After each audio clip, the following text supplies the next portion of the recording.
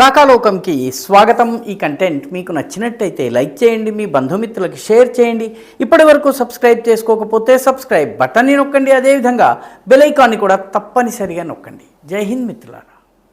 ఒకవైపు గల్ఫ్ యుద్ధం నడుస్తున్నటువంటి సమయంలోనే పాకిస్తాన్ ఆఫ్ఘనిస్తాన్తో తన పోరు నుంచి దృష్టి మళ్లించేందుకు భారత్ను టార్గెట్ చేసే కొత్త కుట్రకు తెరతీసిందా? ఈ సందేహం ఎందుకు వస్తుందంటే ఇటీవల ఒక వీడియో మన ఇంటెలిజెన్స్ అధికారుల దృష్టిలోకి వచ్చింది. ఆ వీడియోలో లష్కరే తోయిబా కీలక నాయకుడైనటువంటి హారిస్ దర్ ప్రత్యేకమైనటువంటి శిక్షణనిస్తూ కమాండోలను తమ ఉగ్రవాదులకు ప్రత్యేకమైన శిక్షణనిస్తున్నట్టుగా కనిపిస్తోంది. వాళ్లకు నీళ్లలో ఎలాగ ప్రయాణం చేయాలి, అండర్ వాటర్ ఎలా ప్రయాణం చేయాలి, వీటికి సంబంధించినటువంటి అంశాల ట్రైనింగ్ ఇస్తున్నటువంటి వీడియో వచ్చింది. దీనిలో లష్కరే తోయిబా కీలక నాయకులైనటువంటి రిజ్వాన్ హానిఫ్, ఆమీర్ జియాలు కూడా ఉన్నట్టుగా మన ఇంటెలిజెన్స్ వర్గాలు చెబుతున్నాయి.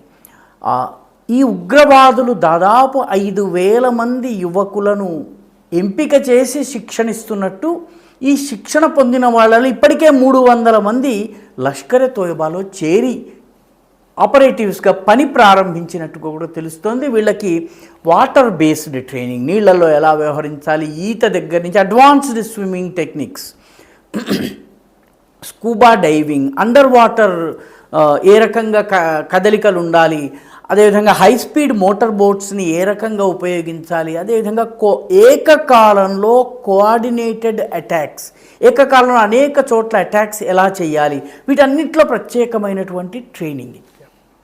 ఈ ట్రైనింగ్ ఇస్తున్నటువంటి వీడియోని చూసిన తరువాత 2 రకాల సందేహాలు వస్తున్నాయి. మొట్టమొదటిది 2008లో ముంబై దాడులు ఏవైతే చేశారో, సముద్ర మార్గం నుంచి వచ్చినటువంటి 10 మంది ఉగ్రవాదులు కరాచీ నుంచి బయలుదేరి గుజరాత్లోని జఖావ్ ప్రాంతానికి వచ్చి అక్కడ పడవను మార్చుకుని భారతీయులని చంపి వాళ్ళ పడవను తీసుకుని ముంబై తీరానికి వచ్చి ముంబై తీరాన్ని దాదాపు 90 గంటల పాటు గడగడలాడించారు. 9 మంది ఉగ్రవాదులు చనిపోయారు, ఒక కసాబ్ దొరికారు. ఈ ముంబై దాడిలో 166 మంది చనిపోయారు, దాదాపు 300 మంది గాయపడ్డారు. వీళ్ళందరూ కూడా 24 దేశాలకు చెందినవాళ్ళు. కాబట్టి ఇలాంటి ముంబై తరహా దాడులు, తీర ప్రాంత దాడులు చేయడం కోసం ఏదన్నా పథకం వేస్తుందా అన్నది మొట్టమొదటి ప్రశ్న. ఈ ట్రైనింగ్ అంతా కూడాను లాహోర్లో, కరాచీలో, సముద్ర తీరం ఉన్నటువంటి కరాచీలో, ఇస్లామాబాద్లోని కొన్ని రహస్య స్థావరాల్లో, అదేవిధంగా మోంగ్లా డ్యామ్, పాక్ ఆక్యుపైడ్ జమ్మూ కాశ్మీర్, ఏదైతే పాక్ ఆక్రమిత జమ్మూ కాశ్మీర్ ఉందో అందులో మోంగ్లా డ్యామ్ ఉంది. మీర్పూర్లో కూడాను పెద్ద జలాశయాలు ఉన్నాయి. ఈ 5 చోట్ల కూడా ఈ ట్రైనింగ్ ఇచ్చినట్టుగా ఈ వీడియో ద్వారా మనకి అర్థమవుతోంది. మన ఇంటెలిజెన్స్ వర్గాలు దీన్ని ముంబై దాడిలాగా 18 సంవత్సరాల తరువాత మళ్ళీ ముంబై దాడికి చేయబోతోందా, ఆ తరహా దాడి జరుగుతుందా, ముంబై కాకపోతే కొచ్చి కావచ్చు, ఇంకొక చోట కావచ్చు, పోర్బందర్ కావచ్చును, ఈ రకంగా ఏదన్నా దేన్నన్నా టార్గెట్ చేస్తున్నారా అన్నది ఒక సందేహం అయితే, రెండవది భూమార్గం ద్వారా భారతదేశంలోకి ఉగ్రవాదుల్ని జొప్పించటం కష్టమవుతుంది రోజు రోజుకి. ముఖ్యంగా హాజీపీర్ పాస్ ఉన్న పీర్ పంజాల్ రేంజ్ కావచ్చును, లేకపోతే ఇంటర్నేషనల్ బార్డర్ కావచ్చును, అదేవిధంగా లైన్ ఆఫ్ కంట్రోల్ కావచ్చు, వీటి ద్వారా ఉగ్రవాదుల్ని పంపడం చాలా కష్టమవుతోంది. వచ్చిన వాళ్ళని వచ్చినట్టుగా భారతదేశం హతమారుస్తోంది. ఇటీవల కిష్త్వాడ్లో దాదాపు 300 రోజుల పాటు ఆపరేషన్ని నిర్వహించి చంపడం జరిగింది.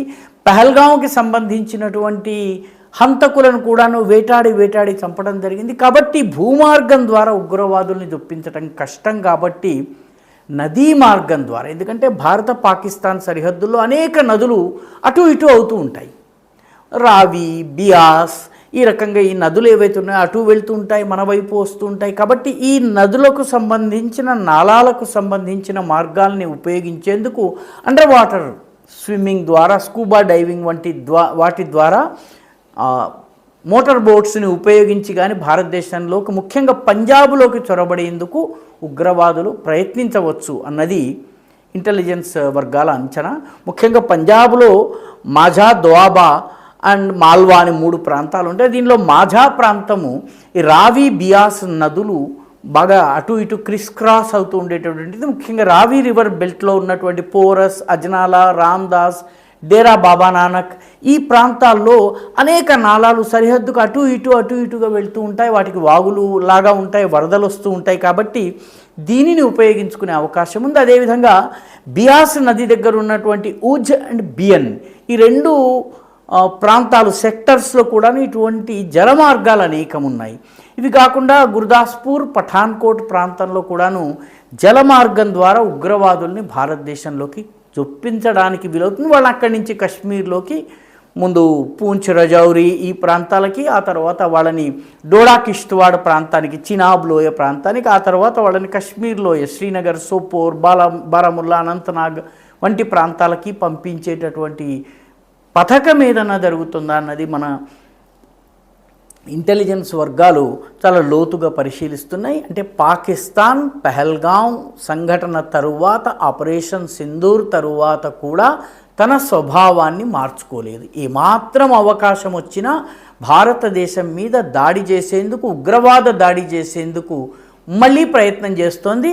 ఆపరేషన్ సింధూర్ దెబ్బ తరువాత కూడాను ఆఫ్ఘనిస్తాన్ నుంచి దృష్టి మళ్లించేందుకో, బలూచిస్తాన్లో దెబ్బలు తింటున్న దాని నుంచి దృష్టి మళ్లించేందుకో, ఖైబర్ పఖ్తూన్వాలో కంట్రోల్ కోల్పోతున్న దాని నుంచి దృష్టి మళ్లించడానికో భారతదేశంలో జలమార్గం నుంచి విధ్వంసం సృష్టించే పథకమో ప్రయత్నమో పాకిస్తాన్ చేస్తున్నట్టుగా కనిపిస్తోంది. ఈ వీడియో మీకు నచ్చినట్టయితే లైక్ చేయండి, షేర్ చేయండి, ఈ ఛానల్కు సబ్స్క్రైబ్ చేయండి. మీ అభిప్రాయాన్ని కమెంట్ల రూపంలో తప్పనిసరిగా పంపించండి.